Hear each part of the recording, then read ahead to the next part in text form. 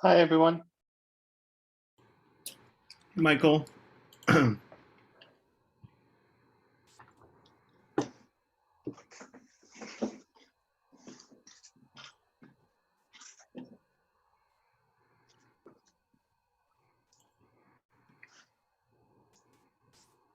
so we are the first.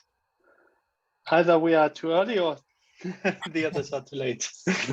Get some kind of special prize, right? Yeah.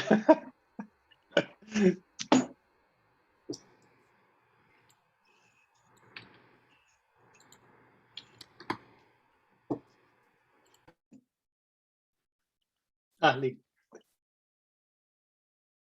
What's up, friends? Hi, Lee. I almost thought that I might have made a mistake with the time zone, because usually you are always there. You beat me here by 1 minute. Yeah, exactly.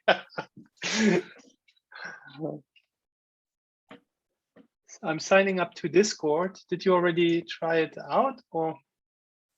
I just set it up this morning. We've been talking about potentially doing this for a long time, and I keep hearing good things, so I'm just going to try it. The one thing I'm concerned about is that it doesn't have threads. They apparently are working on that, but yeah.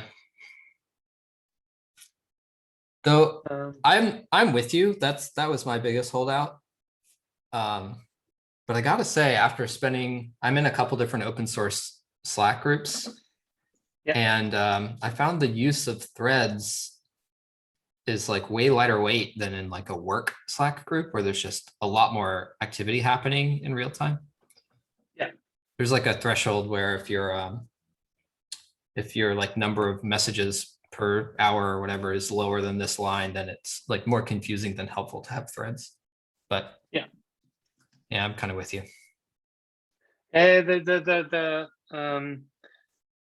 thing is, I looked at some of the Microsoft Slack channels that they have now for their open source projects, and sometimes you cannot follow a discussion because they are happening 2 or 3 discussions at once. Yeah, you cannot sort the two, but they are working on that, so it might be solved in a couple of someone months. should just tell them that that's the Achilles heel right there. Like you get good threading and then you just Slack's days are numbered. Yeah, exactly. I mean, all these Slack competitors didn't really nail it in one or another regard. And if you look at Slack, you can really see what works and just copy it in a good manner, and you are on the top. Too much. I'm merging attendance PRs as I see them. Can we have the live notes as well, please, Lee? Yes. Thanks for the reminder. I need to like write a script that like auto generates those. So I always end up forgetting. Okay.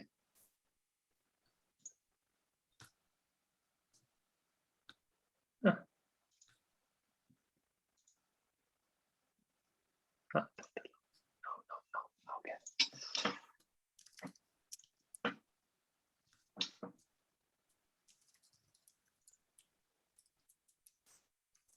Got it.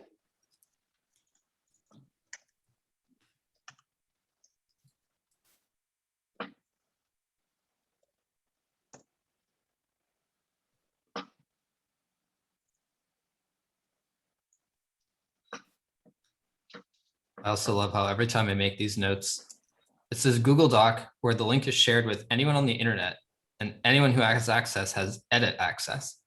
They really don't want you to do that. I have to go through so many like buttons like, are you sure everyone can edit this document? Yeah, I know. Yeah, in most cases, it's not a good idea. But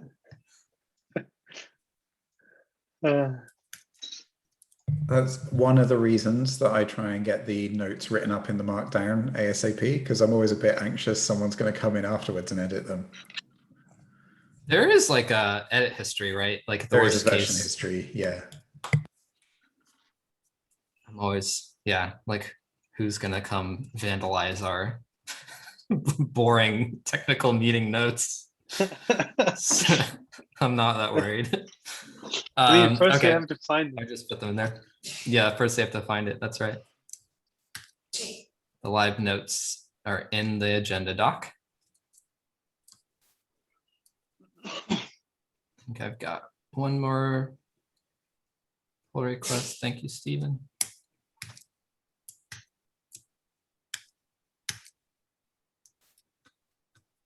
All right, and that brings us to 11:05, which is a great time to start.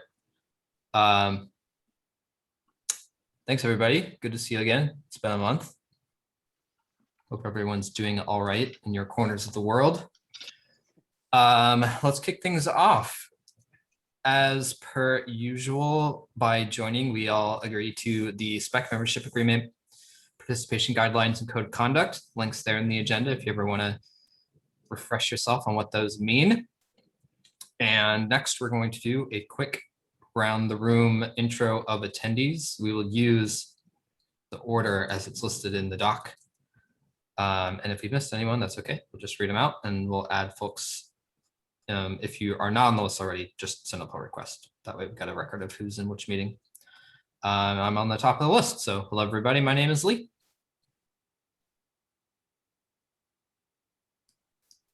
And I don't know if I see Yakov here just yet, so we'll skip over him. Hey everyone, I'm Benji. I work on the GraphQL suite, and I've got a few GraphQL spec things in the works at the moment. Rob from First Dibs, been working on the defer and stream spec.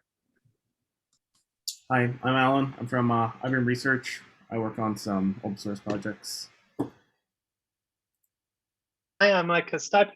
I'm with Chili Cream, and I'm working on the hot chocolate GraphQL implementation in .NET. Hey, this is Brian Warner. I'm with the Linux Foundation, and I help support GraphQL from here.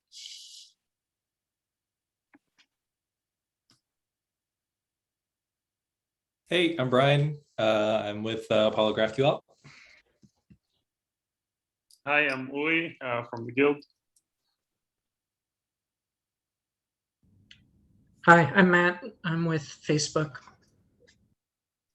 I'm Steven. I work on GraphQL Infra at Netflix. Mike Cohen. I work on GraphQL things at Indeed. Did we miss anybody? I think we missed you, Rob. Arzu. Oh, hey, everyone. I'm Robert from AWS. Toss your name on the agenda, my man. Okay, I think we've got action happening in the notes. Benji, as per usual, taking the lead. But always a good reminder to please jump in and help out with that, especially since a couple of these things on the list are Benji's. So I'm sure he'll appreciate some additional help. Let's take a quick look over the agenda, make sure everything here is what we want to talk about. We're going to talk about the previous action items. I'm bringing full Unicode back on the agenda. Hopefully this is a very boring but exciting update. We will talk about defer and stream out of order payloads. Talk a little bit about Slack and Discord. That'll be fun. Argument uniqueness. And that's it. Relatively short list. So today's meeting might be on the shorter side. Can I add something quick? Yeah. Should I just add it to the agenda? Sure. I just want a PR, but talk about it. Great. I just wanted to talk about the state of GraphQL subscriptions. Okay. Sounds good. Yeah. Toss it on the end of the agenda. We'll talk about it. Great. Thank you. Anything else that we should add to the agenda? All right. Let's take a look at these action items. I'll admit over the last month, I have not had as much energy into action items as I would like to. So it looks like we only have 2 ready for review. Require argument uniqueness. That's on the agenda. Benji, I assume you marked this as ready to review. It's been marked like that for a while, but I think it is finally ready to review. Yeah. Okay. I think the other one was a reminder to yourself. Yeah. Then Brian and I are working on this last step. This actually, the other one is related to the cut of the spec, which from my point of view is ready to go. We have to take the formal vote from the TSC still, which Brian's going to help us with. And then I'm going to do a little bit of extra help for the marketing. So that's there as a reminder to myself. Is it safe to close this argument uniqueness one, Benji, since it's on the agenda today? Let's say yes. We can always reopen it. Okay, fair enough. Just one action item closed. That's okay. We've had better months. We have 16 other action items open. It might take, I know I said this last time, but I mean it this time. I'll take a bit of time after the meeting and come through some of these. I think there's a handful that should be pretty easy to close out.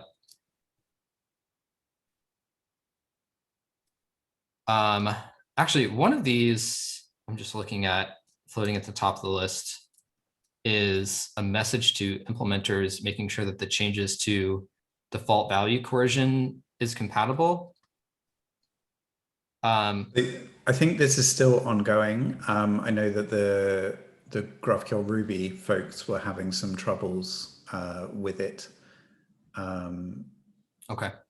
But I don't know. I don't think we haven't had reports back from all of the different implementations as far as I know.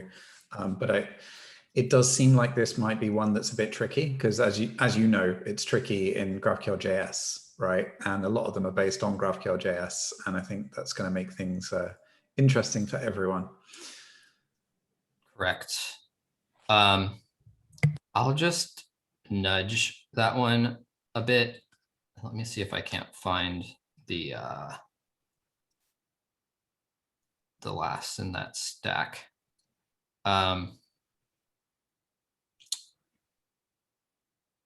Because I would love to make sure that we can move that stack of changes along. And it's a doozy, that's for sure.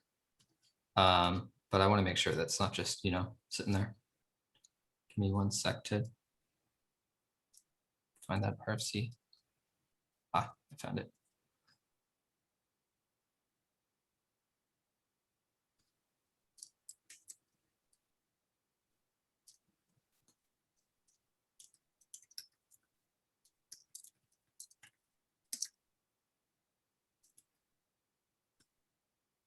Okay, nudged.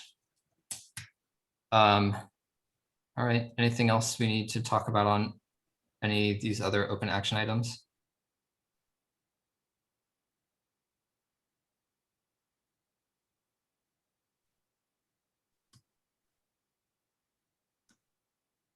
One of these is related to subscriptions. Maybe we can bring that back up. Yeah, maybe Rob can comment on the defer and stream one as well, number 589.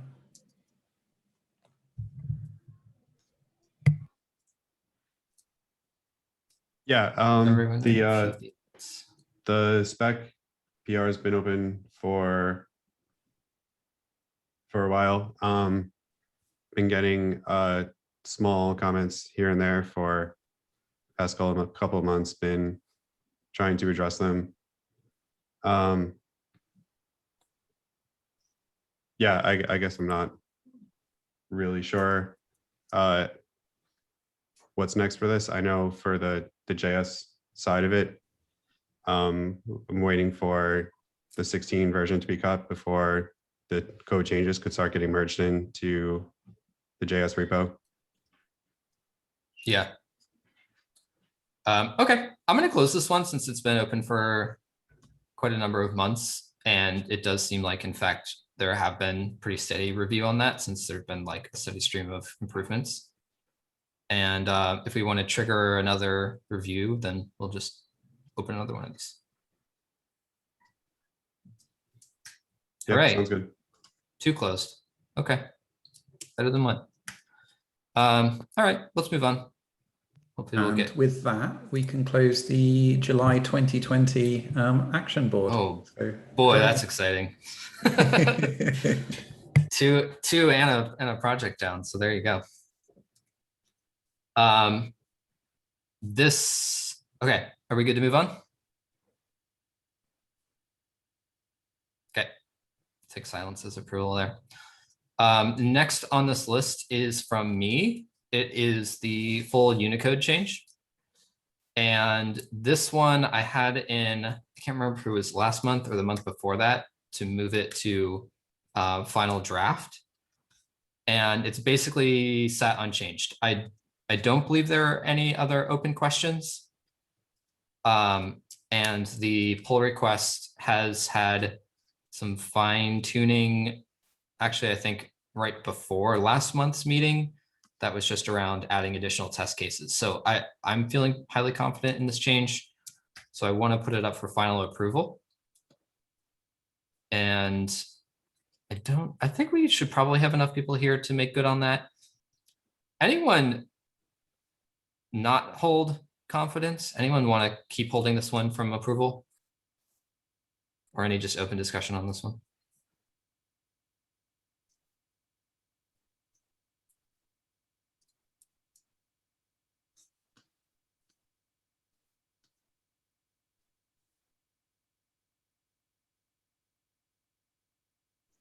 Happy to do like a brief overview again if anyone wants a refresher.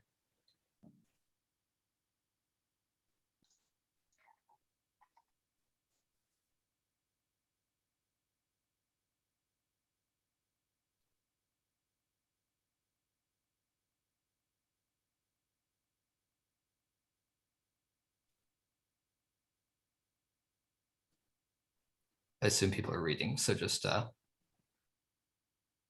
feel free to speak up once you're read through.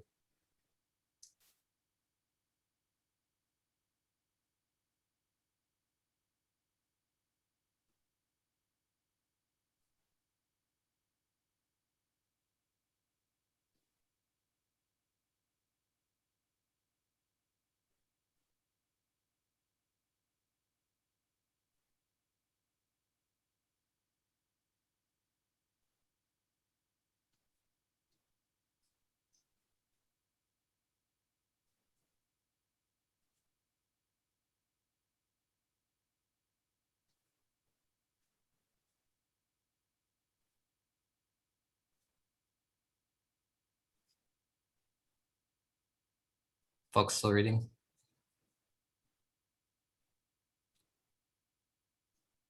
So thoughts? Room full of ambivalence? Sorry, I'm still reading, but I'm a slow reader. You can go ahead without me. No worries.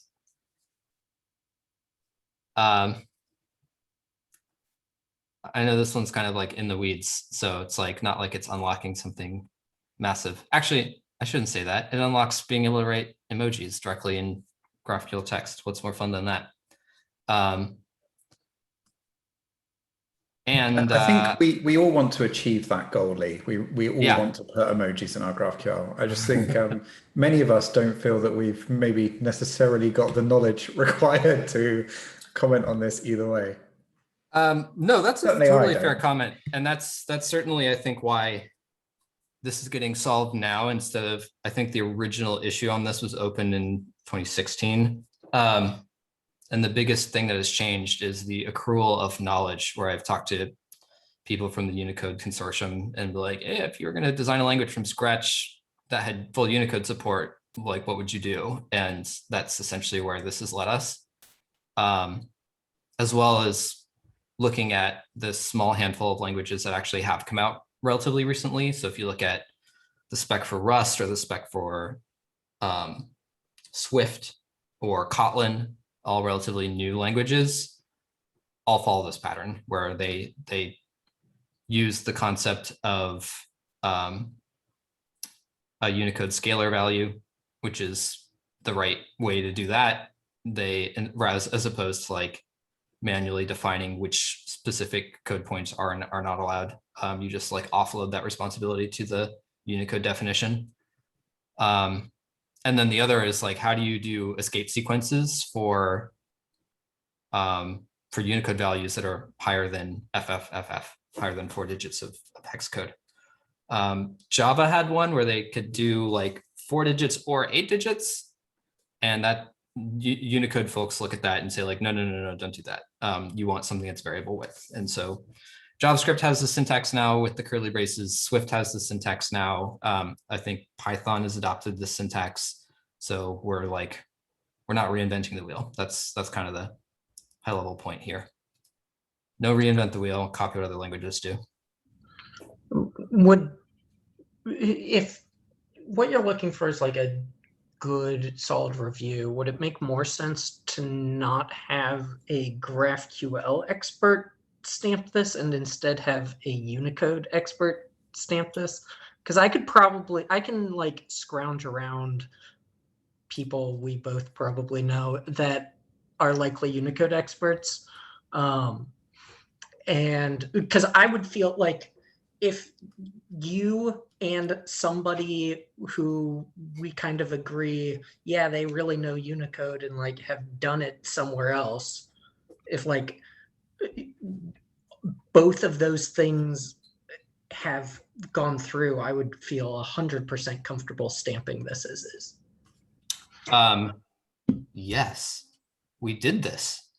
There's a comment on this RFC. It's in like the middle of it, so you got to expand the comments because there's been a lot, from Ben Hamilton, who is in fact a Unicode expert. Then I say just implemented Unicode at Facebook. You can use emojis on Facebook because of Ben Hamilton. Okay, then like I think this room feels probably similar to me, which is I don't know enough to like feel comfortable with it, but I'm willing to outsource my comfortableness to somebody like Ben Hamilton. So if that's already happened, I don't see any reason to not just push it. Matt, the secret is that Ben also outsources his comfort to you. For different things. There you go. So one question that might already be answered would be, are there any cases where existing schemas would be broken by this, like with a parser update? And or do we know the answer to that? Great question. No, and carefully no, because actually one of the reasons why I think there's light urgency to complete this is a lot of implementations accidentally support full Unicode because their parsers do not follow the spec perfectly. And instead what they do, and including GraphQL.js, which is the reference implementation, and does not formally, not allow these. And part of why it accidentally does that is because JavaScript, Java, a couple other languages internally represent strings as 16-bit, like a sequence of 16-bit characters. And so if you send surrogate pairs in, then you get the like appropriately encoded value back out, even though GraphQL spec itself says nothing about that. So there's actually, there are two, I would say one minorly controversial and one moderately controversial thing in this change. The minorly controversial one is that we're moving from explicitly banning control characters in GraphQL text to not doing that. And I would say that's only minorly controversial because I think initially it was a reasonable idea, but it's a fish swimming upstream. Every other language does not do this. And so it actually creates more confusion than it helps. There have been a handful of bugs that are like, people file why they're confused as to why they're getting a syntax error because they're like, wrote something JavaScript generated. The moderately controversial thing is we're allowing JSON style encoded surrogate pairs, which that's the one thing our Unicode expert Ben Hamilton said would be not advisable. But if we didn't do that, it would be a breaking change because of that accidental Unicode support. So people are already encoding emojis into their and other high plane characters into their GraphQL text with double encoded surrogate pairs because they found that just works. GraphQL JS supports it, GraphQL Java supports it, both accidentally. So we're making that just a formal part of the spec. And there's, if you read the spec text closely, it says, please don't do this. Please use this newly introduced variable width encoder. But if you have existing text that does that, it won't break. So that's actually a very good question and something that I was pretty careful to make sure that nothing would break.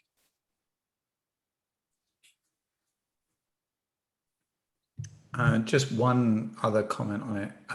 You have a pending question to Andy, who I don't think is on the line at the moment. It might be worth. I did catch up with him offline. I should just resolve that. Great. Yeah. Because this is to do with the UTF-16 versus UTF-8, right? Yeah, Andy and I had, so Andy deserves a fair amount of credit here. He's the one who really pushed this for a while until I joined in with him. This surrogate pairs are always kind of a mind squeeze to talk about. And especially when you're talking about the difference between the spec text and an implementation, where that implementation has quirks around how Unicode works itself. That includes Java and JavaScript. And so we wanted to make sure we had some note that explained exactly what you should be careful with an implementation. And so this final form, Andy and I are both happy with.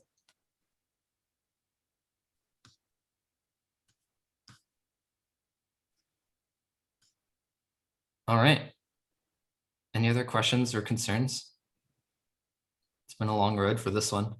I should dig up the OG issue that asked for full Unicode support. I will move this to approved. I will not merge it yet because I want to make sure that we get this spec cut done first. And then so I have sort of like a lightweight freeze on the spec repo until we get that done. And I'll merge anything and anything else that happens to get approved after that.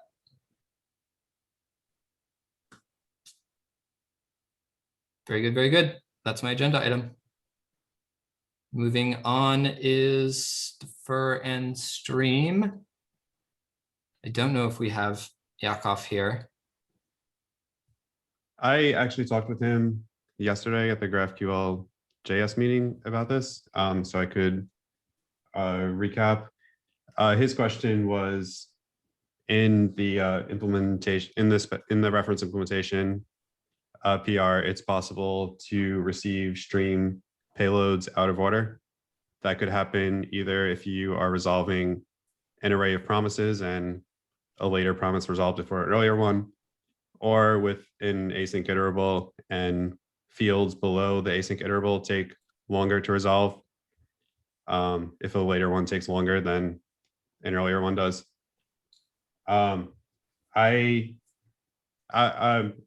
The basis I was going off of is that we wouldn't hold up anything to make sure things get returned in a specific order. It was not exactly explicitly called out in the spec, so I will do that. But if there is an opposition to, if there's like a good reason why it should do that, it's certainly possible.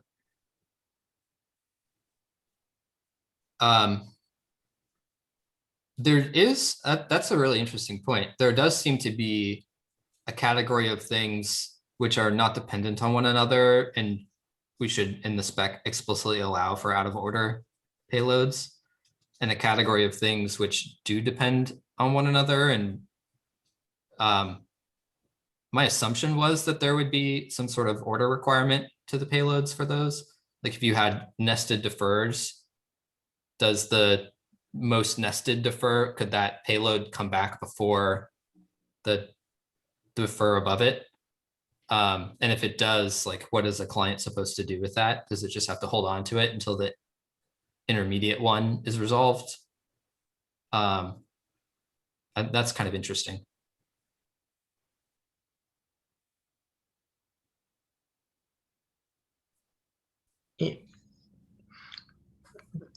This might be a good like edge case. I am not aware exactly of how we've solved it at Facebook, but either Koei or Joe Savona from Relay might know. And like it feels like out of order stream payloads could have a problem, but I like off the top of my head wouldn't know exactly what to look for. There is an important semantic thing, like the idea of an outer, like we should not allow out of order payloads, right? Like either payloads have an order and therefore they should come back in that order, or they don't have an order and we should make it very clear in the spec that they don't have an order. Just because like if someone is seeing a stream of payloads appear and says, oh, wow, that's out of order, then that would imply that there's like a bug or a bad behavior. Or I guess another way to say that is our spec should be clear about where there's order dependencies and where there's not, so that we know how to interpret a payload ordering as valid or invalid. And therefore like clients know what scenarios they need to be able to handle. Does it provide any benefit to the client to have an out of order content? I mean, it makes it more complex to the client. For the server, I mean, if the server supports it, it's easy, just send it down. But I think it introduces complexity to the client, and therefore it should have a benefit also.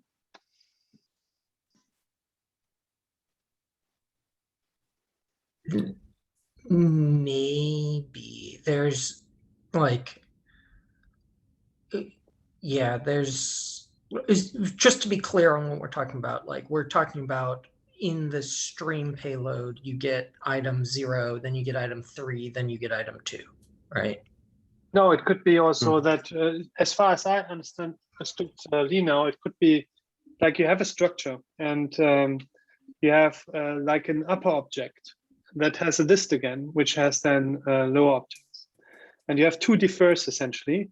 And now you get the lower objects before you get the upper objects. So you have essentially to hold on to these lower objects until you get the upper structure so you can apply that. And that sounds like complexity where you now have to cache or buffer in the client these payloads until you can apply them, because you're waiting for something so you can patch it into.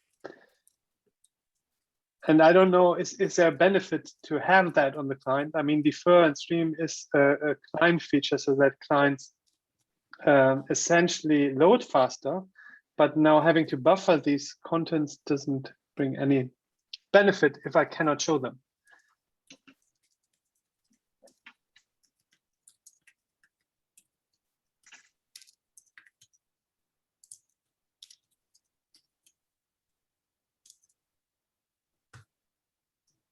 I'm wrote a gist just to make sure we're talking about the same thing. This is what I had in my head. Is this what you all are both talking about?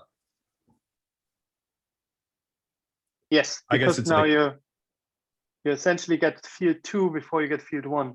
But it could be more complex, like if you have, if like field 1 is actually a list.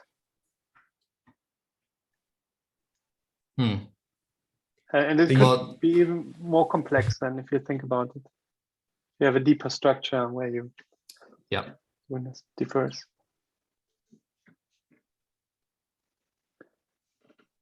yeah, there's definitely a couple different scenarios. There's, I think what Yakov was originally talking about was what Matt said with stream payload specifically, the ordered list not coming back in the same index order. There is also this case that Lee posted where it's a child field on a parent object. I think there's also the case where it could be all the fields could be siblings, but it's like the second deferred fragment is inside of another fragment, which is, and those fragments aren't in the, would you expect that the fragments come back in the same order that they're parsed?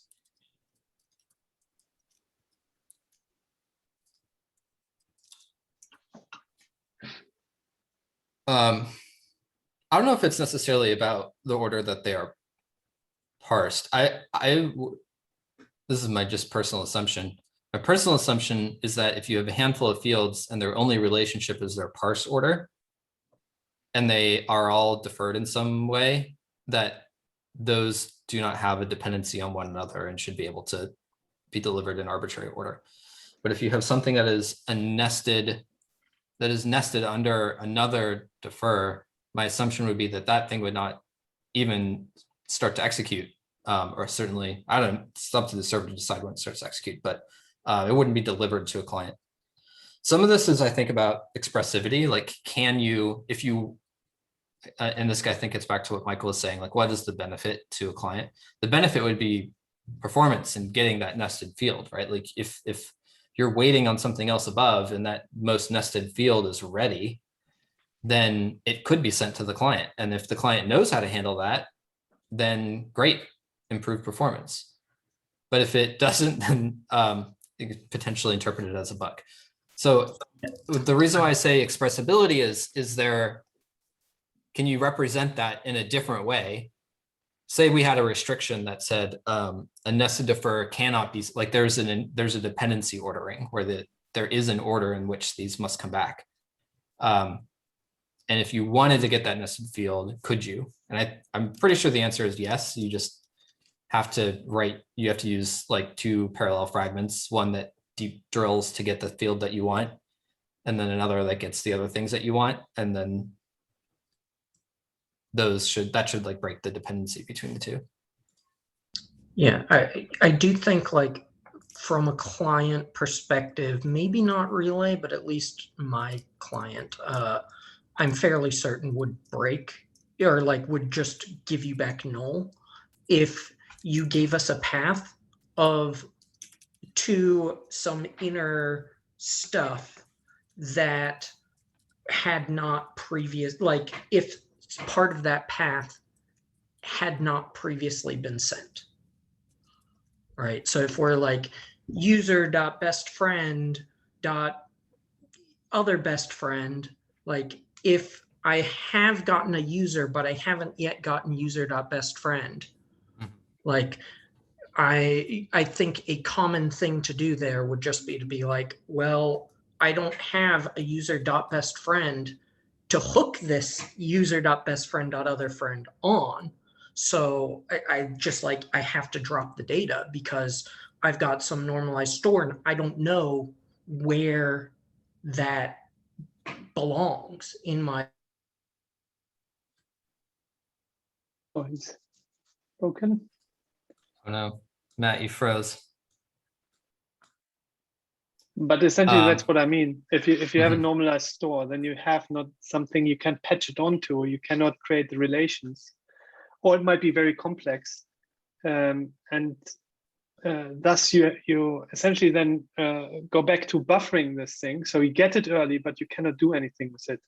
And that's what I meant with then the client suddenly has no benefit of having the data early. So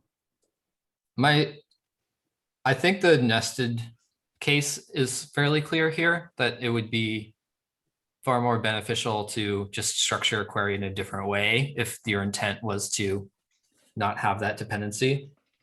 The one that I think is more interesting, maybe the one that originally cued the conversation, Rob, is about like a stream on a list. Can you get indices of that list out of order, or do you have to get the first indice before the second indice or the third indice?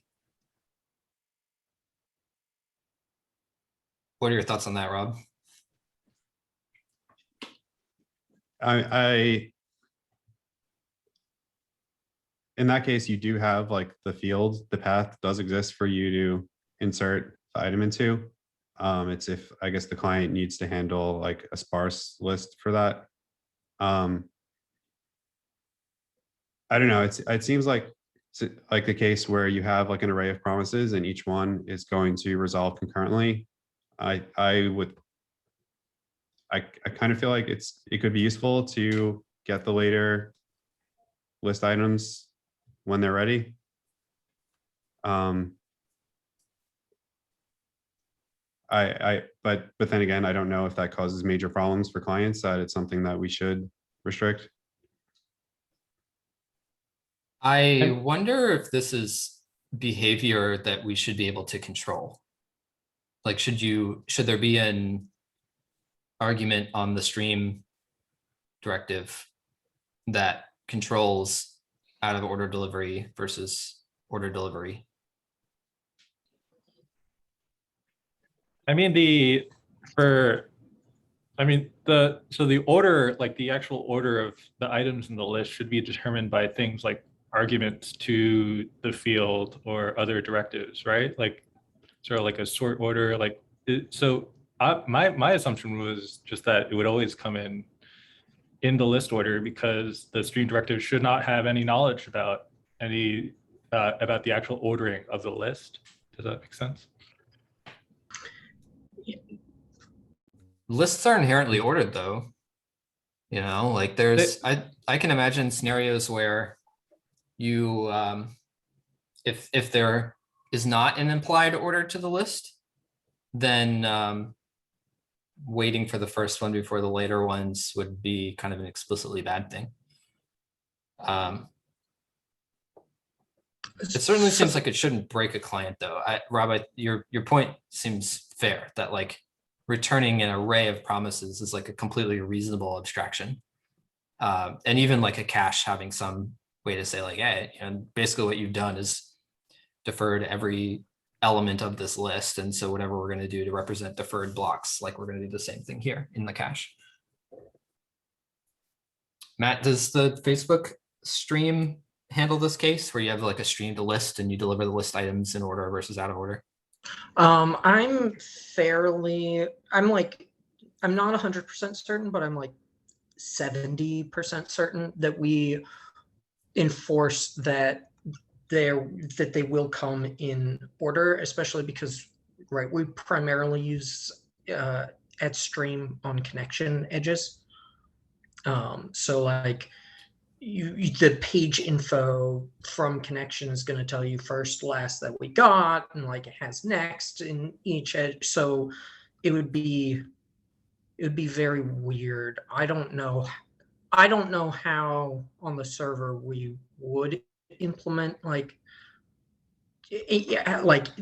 don't know the server client handshake that would work for out of order connection edges. Mm-hmm. It could happen even if you're using like something like an async interval where you have to load the first item in the list before you start loading the second one. It could also happen if in a resolver below each of the list item. So you load the first item, now you start resolving a field underneath the first item. Now you load the second item, you start resolving a field under the second item, and the field under the second item finishes before the first one started. So yeah, I think what we do is that we basically server side produce a buffer that will wait for that first one to be done, and then we can send both at the same time. But I don't believe that it's possible to send that second one before the first one has finished. And I could be wrong. This is why early on I like Koei will know this. And likely will have like more wacky of edge cases or like wacky of possibilities than I can think up on the spot. So just changing it around a little bit and thinking of it from a security perspective, if you've got a GraphQL client that you're potentially using against a malicious GraphQL server, which is something that we've had to deal with recently, it could be, for example, that you say, oh, I'm going to return item 10 million on this on this thing. And because you haven't had to feed all the things in between it, it's a very cheap way to maybe make that server with a sparse array or whatever, sorry, the client, exhaust its memory.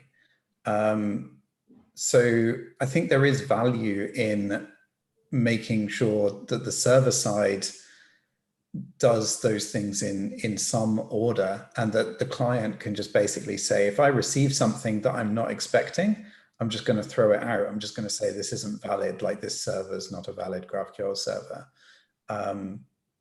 There are obviously other ways of mitigating that, but I think it is worth being aware of.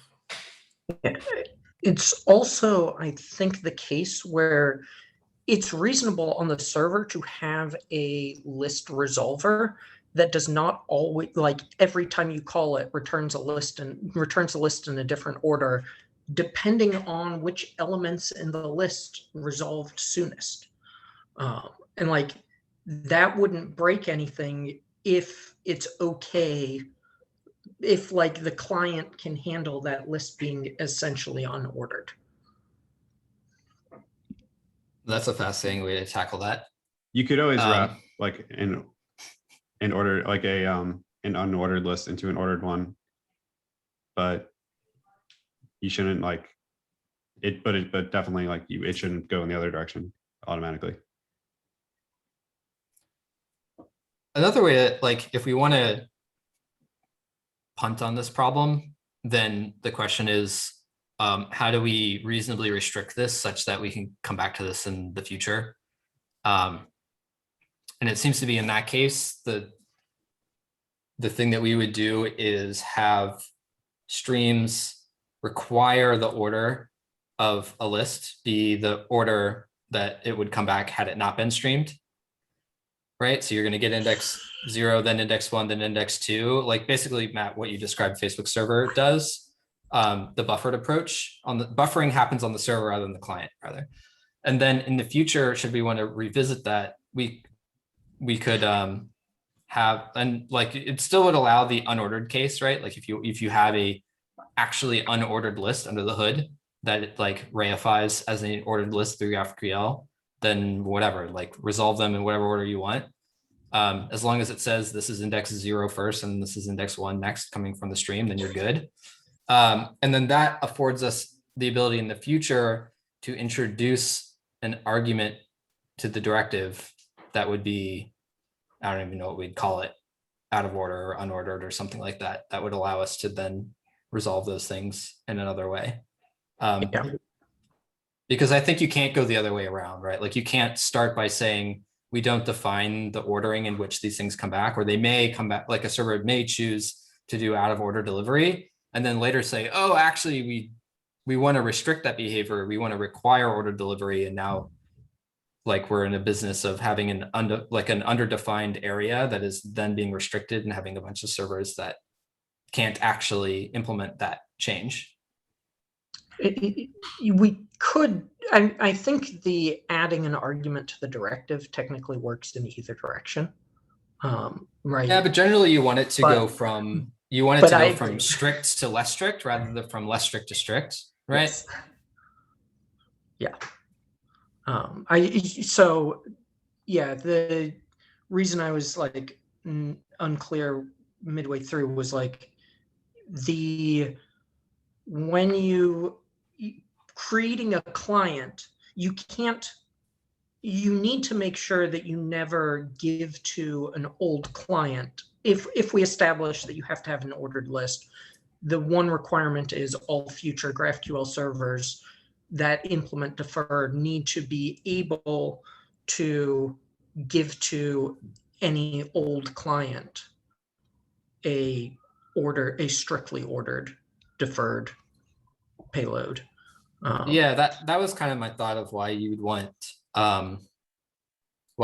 an argument to opt into a less strict delivery order, because it means that your client can assume strictness and then opt into less strict and therefore more complicated to handle by the client, but with potential performance gains. And then that way, nobody's going to send that argument out yet because like we won't have one. And if later in the future we're like, oh, actually, this is an important use case that we want, then we'll go do that. But the other thing this conversation reminded me of is React suspense lists. I don't know if y'all are familiar with that, but I'll post the link in the chat. There's a parallel discussion I know that happened within the React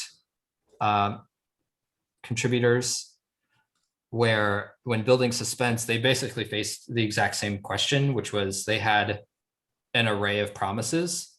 And this was like a user experience, not a developer experience thing, but had to decide like what is the appropriate way to show those in the UI as they start to resolve. And the initial take was like they just resolve and you show them. And then later there was like an overwhelming demand for having a more strict display order.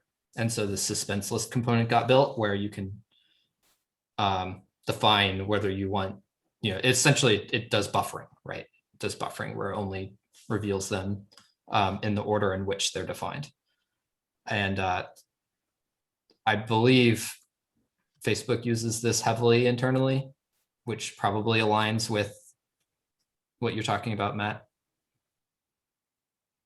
Yeah, I'm not super familiar with React anymore, but that would not surprise me. I assume we use it heavily internally, given.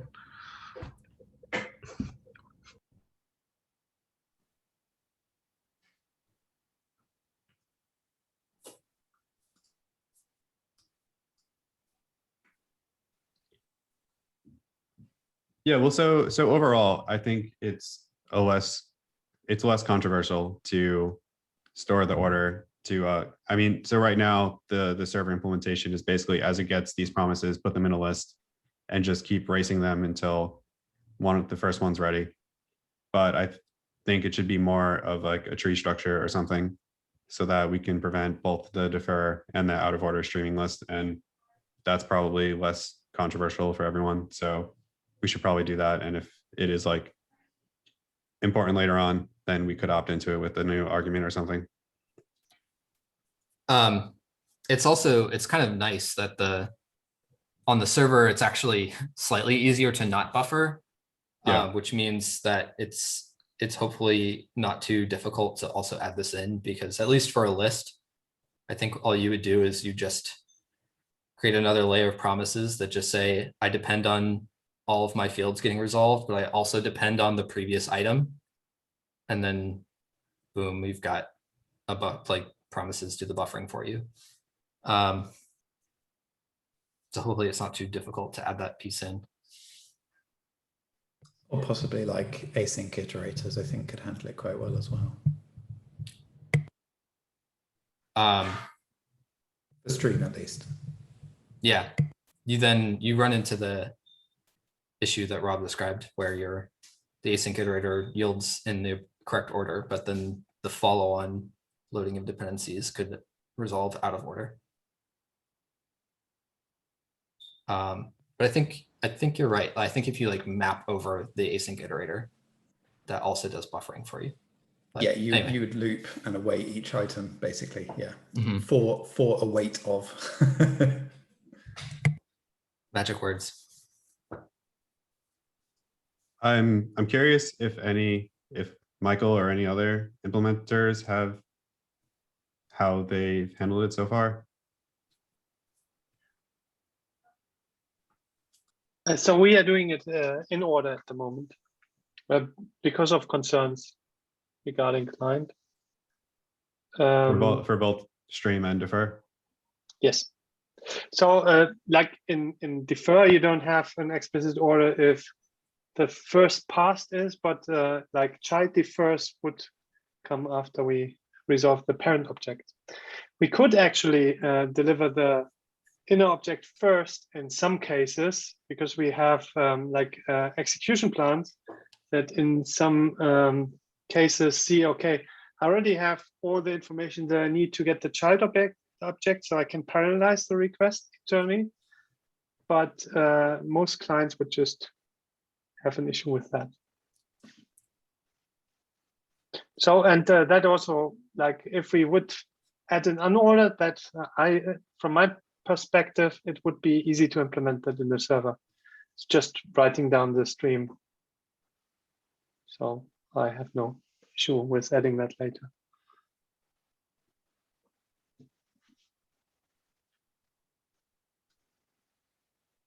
Well, it seems like the takeaways are, number one, broad agreement. The spec should at least say something about delivery order. And then two is for tree-based dependencies.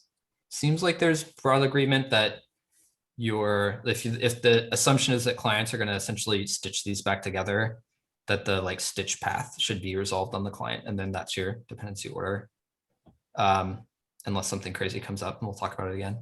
And then for streamed lists, list order being preserved is like a reasonable default, but that seems maybe like it needs exploration before we're highly confident in it.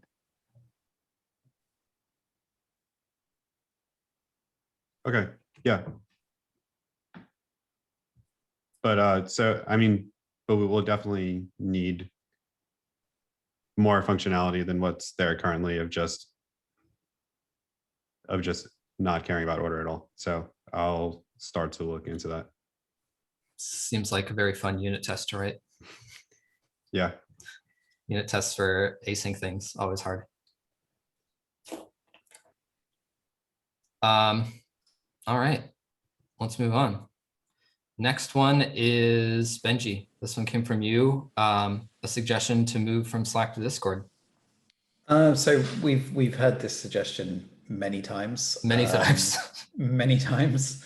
But I was trying to look back over Slack history to find something that I remembered being discussed, and it's gone. It's too long ago.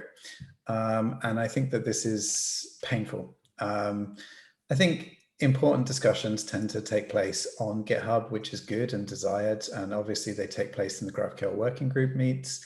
But there are offhand, the odd sentence or just like something where you want to look back on to see exactly what it was that I remember that person said a thing about that thing. What was it exactly that they said? Because my memory's fuzzy. And I think the loss of that content is painful. We have talked before many times about different solutions, and the one that people keep suggesting is Discord. I know personally, I moved over the GraphQL chat to Discord a few years ago and have not looked back. It's been absolutely brilliant. It's been really stable, really easy to manage. It's got really nice tools. And from what I can tell, Discord is kind of growing up as well. It was very much like a gamer's chat system years back, but it's still that, but it is also like becoming a little bit more, suit and tie. So I think it is becoming more appropriate for this kind of community. And I think that they are actually putting effort in that regard as well. So we may need to tweak the default settings to make it more appropriate or whatever. But I think it is generally beneficial.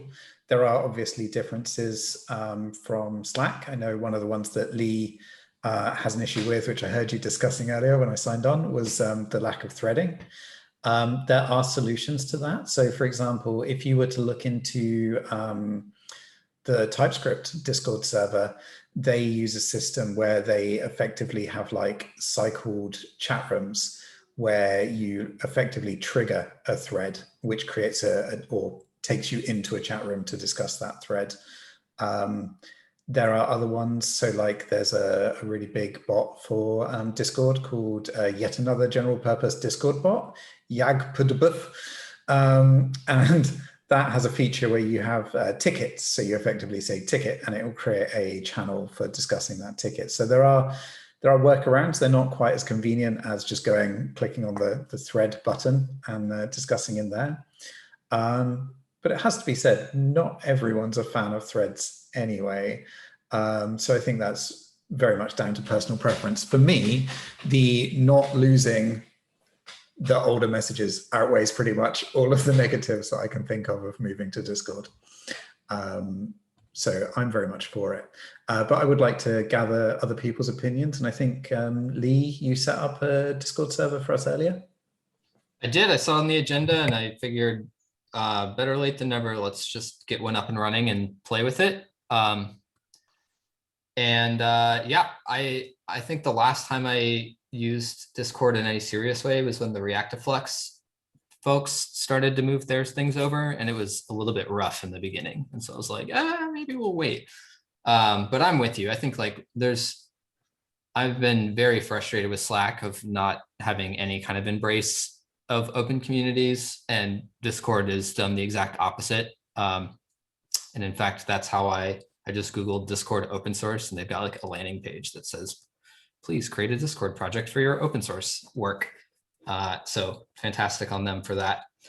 I'm for it. I think, you know, I'm with you on threads. It's in my work Slack, we heavily use thread, like basically no discussion happens outside of thread.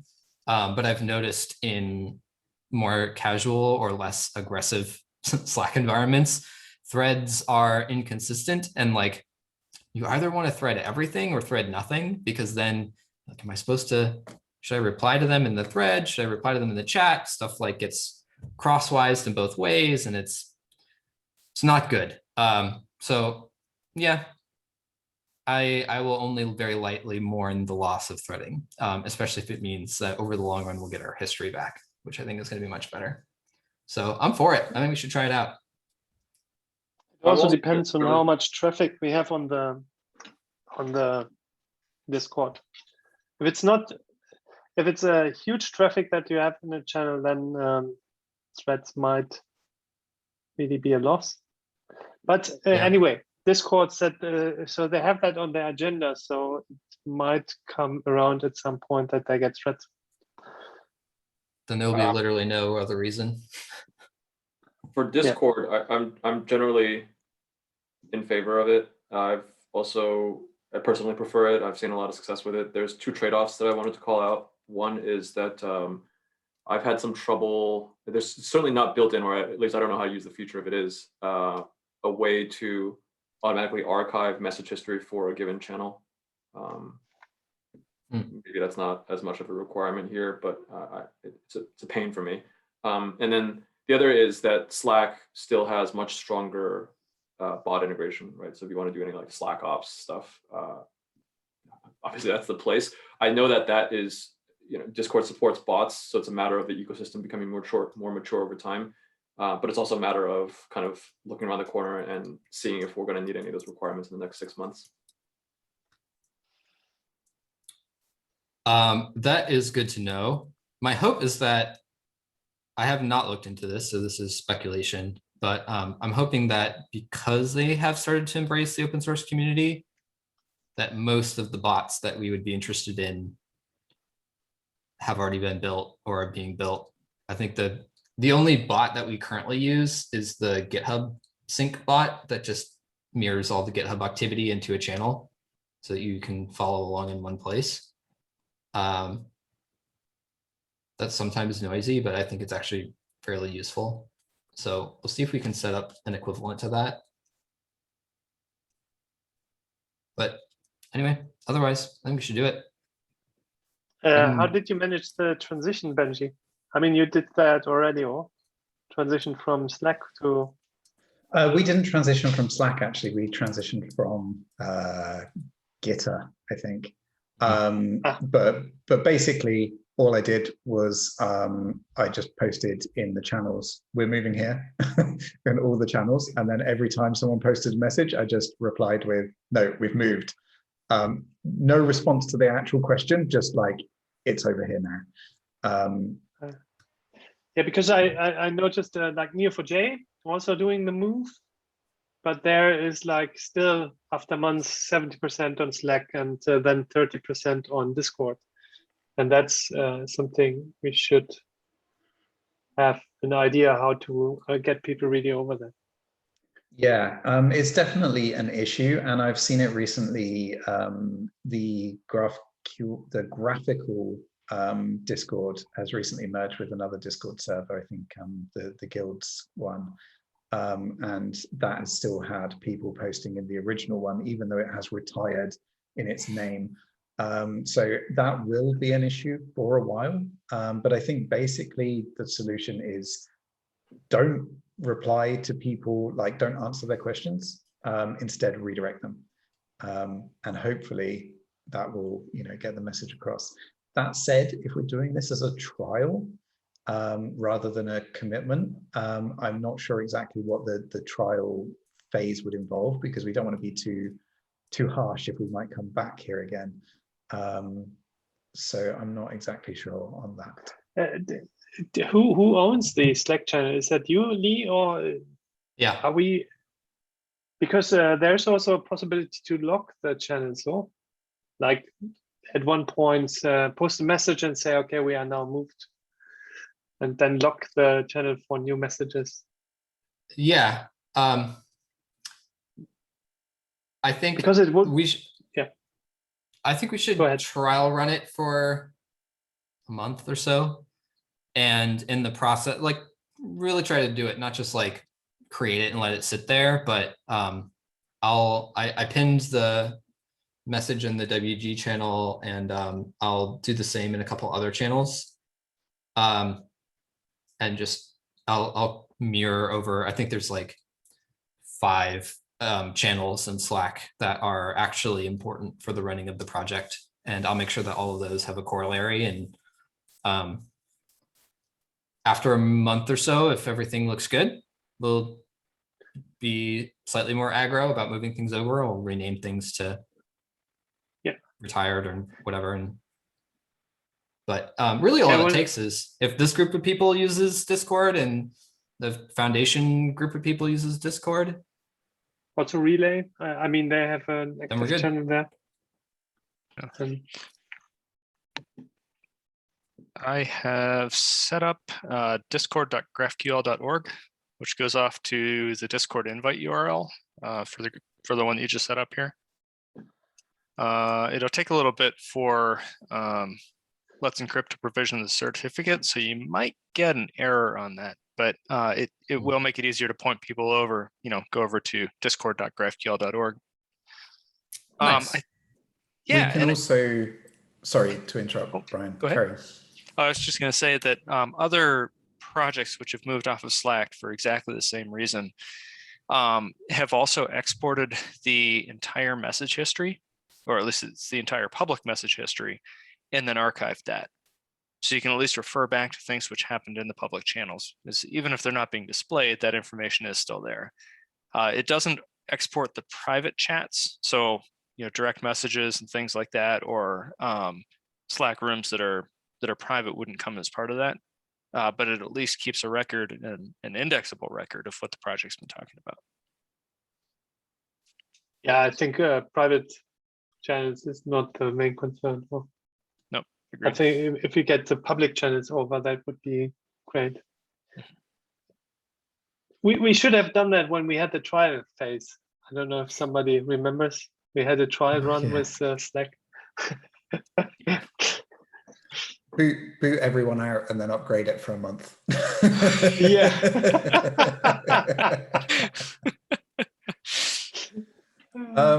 In all seriousness, with the open source program that Discord do, you can also get your own vanity URL that they call. So I suggest that we do this as well. So for GraphQL, we have discord.gg/GraphQL, and we can probably do discord.gg/GraphQL. I've already done that once, so I'm happy to spearhead that. I think I'll probably need the relevant permissions, or Lee, you can take that on if you prefer, whatever. Happy to hook you up with some permissions. Cool. I can also add a bit on that. Like we have the guild has like a popular Discord channel, and we modeled the channel, the server, and we modeled all the channels according to just being general GraphQL, and we have no business of like having our own Discord channel if there is a GraphQL channel, so we can just hand it over. There's a lot of channels, active channels, a lot of active people there.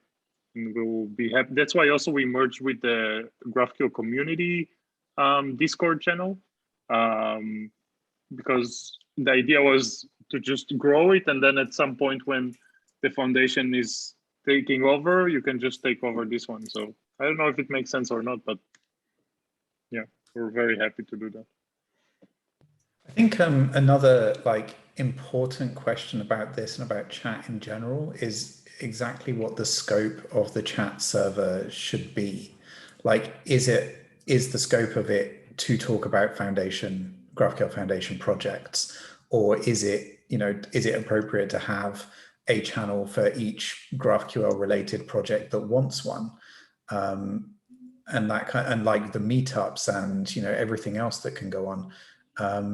What exactly policy do we have in place for the existing Slack on that regard? The existing Slack is really a free-for-all. It's anyone is allowed to show up.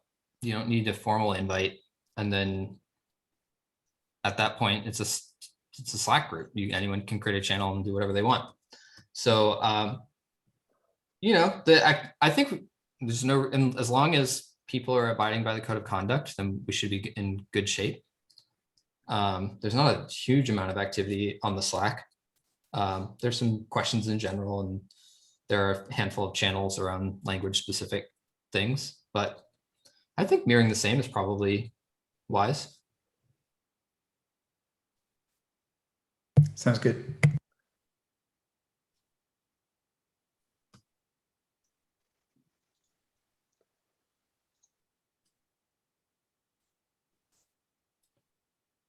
All right, we'll get that set up. Benji, I think I just gave you a bunch of permissions. Let me know if there's others that you need to get stuff done, but otherwise feel free to start mucking with stuff.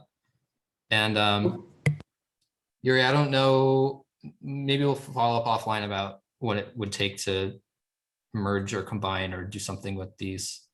I'm with you. I think it makes sense to have sort of like one unified place, but we'll get there.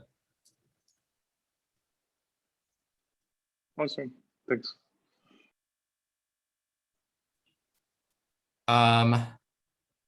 Very exciting. Okay, moving on, we have argument uniqueness. Hi everyone, I'm Ivan. So I'm in Ivan's place here.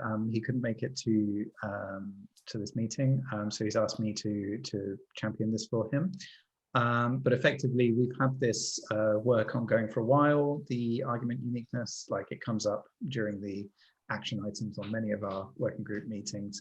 Ivan has now written the spec changes that are required for this and has added the unique argument definition names rule, validation rule. Basically, we don't have a rule in the spec right now that says that arguments have to be unique. We have that fields have to be unique, but we don't have that written for arguments. So this is, I looked over it earlier, it's a very small change to the spec in three places, that just basically adds the constraint that argument names must be unique. So yeah, basically, I think my job here is to try and have us advance this maybe a stage.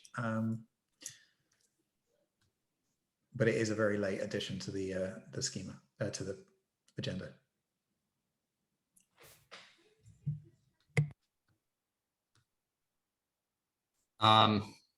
Unless there's any opposition, I'm going to set this as RFC1 proposal. Just because I think we can all agree that this is a thing worth pursuing. Just seems like an obvious omission, really, doesn't it? So I think it's great to advance it. Yeah.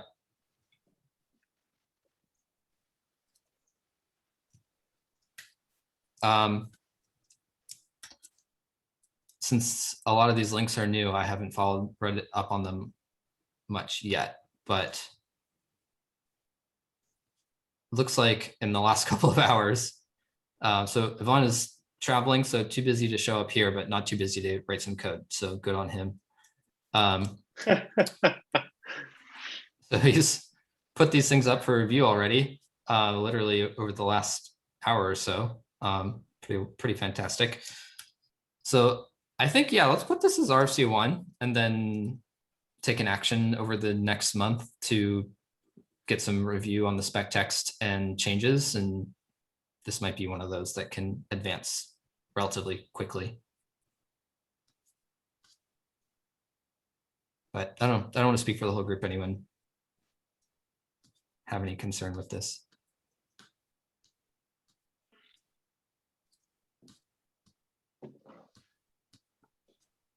It is technically, I mean, anytime we add a validation rule, where it is theoretically possible that we'll break some query, but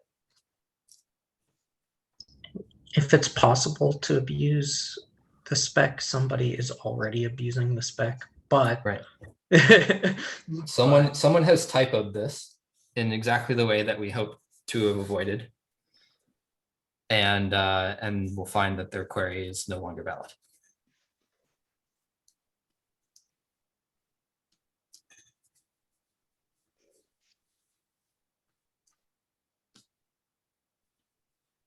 Okay, sounds pretty controversial. Uncontroversial. I sorry.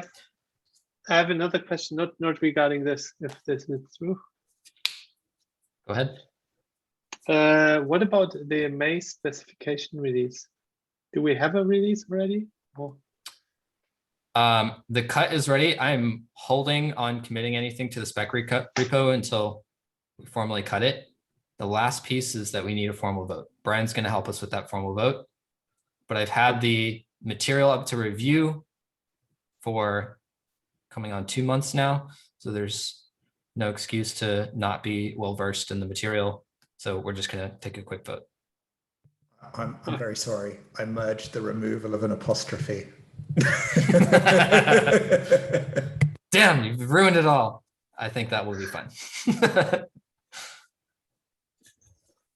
That vote is active. So if you're on the TSC, check your email. We'll try to wrap that vote up pretty quick. And just for the procedure, is there a deadline for the vote? So, or is it by everybody has to consent? It's it needs to be open for at least a week. But of course, if we hit the threshold before then the vote can close. I believe it is a majority vote, although I will have to double check on that. Oh. Yeah. I'm pretty sure that's right. Not unanimous, that's for sure. No.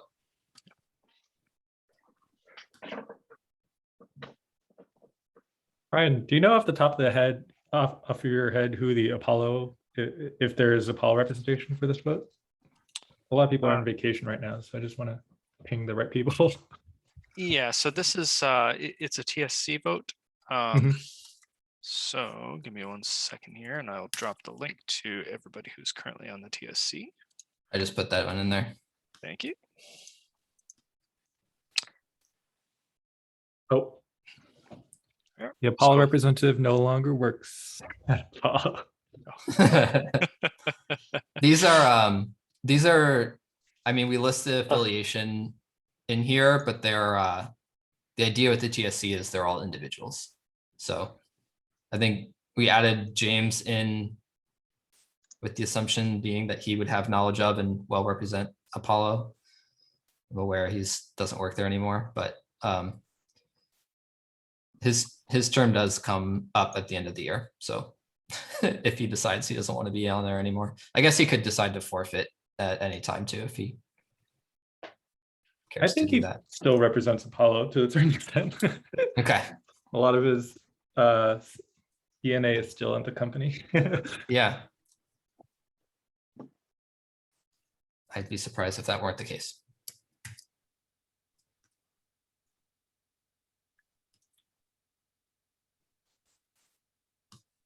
There was one other thing we were going to talk about. Brian, it was yours. Subscriptions. Oh yeah, so this is, we can make this quick. at Apollo for the second half of the year, we're sort of trying to figure out what we want to do with subscriptions. And so the history of this is that there was Apollo initially had created like a repository, and I think Uri might have had played some role when he was at Apollo. It was called like Subscription Transport WS or something.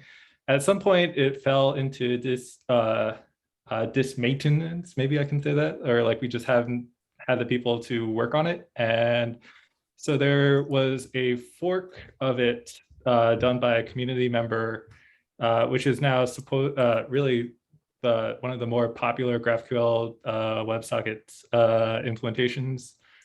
So like I'm conflating subscriptions and WebSockets to a certain extent. Maybe I should have labeled this topic WebSockets and not subscriptions. But anyways, my question is this something that the GraphQL working group wants to adopt? Like, I know that we already have a GraphQL HTTP like working group, like a separate working group. There's an RFC on the GraphQL or HTTP working group. And we are also now moving to the, it's I think GraphQL WS is the new one. And it's proposed there. It's not yet merged. But there is I mean, he's very active, and he, I think, solved a lot of the rough edges that the original Apollo protocol had. So there is work on it.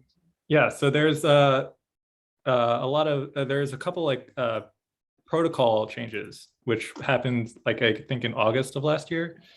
So we're trying to figure out like what are the exact changes in the protocol between like Apollo subscription, the Apollo protocol, and then sort of the new GraphQL WebSockets protocol. Like, and so if this is something that the GraphQL working group would like to sort of look over. Yeah, I posted the pull request.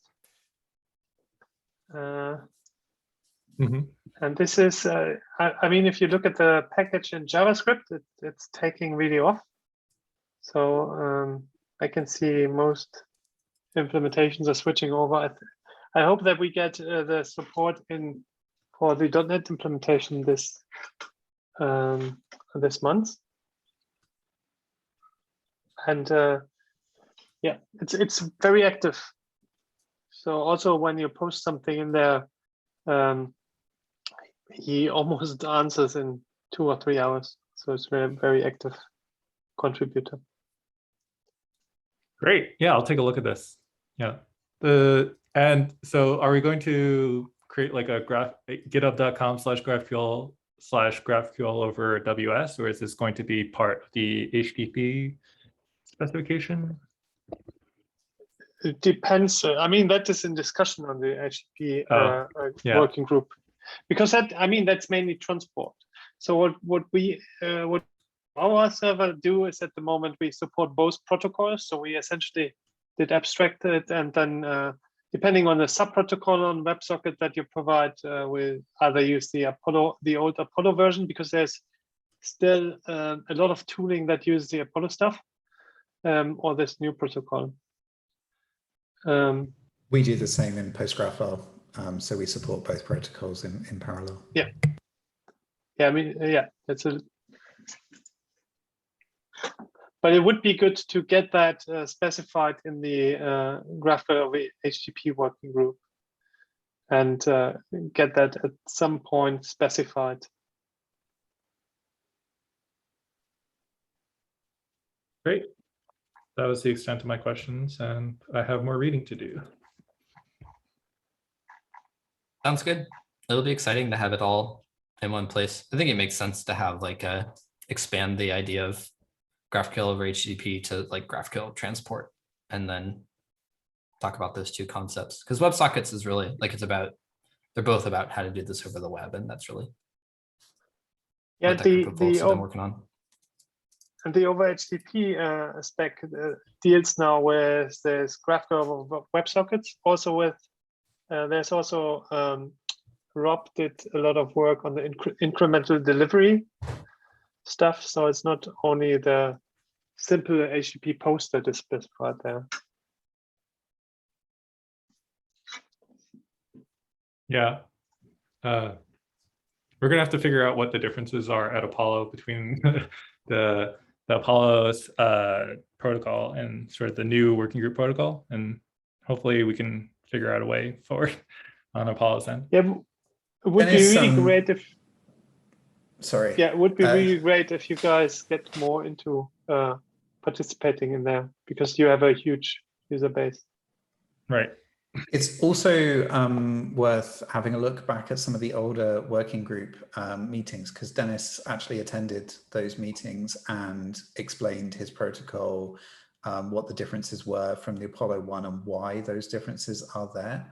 I believe there was security concerns, for example, like I don't know whether it was like double initialization problems or zero initialization problems. Like there were things that could be skipped out that needn't be, or things that could be fired twice that would only be expected to be done once, and various other things like that. So I think that he does definitely have a good, I mean, obviously he knows why he did those things.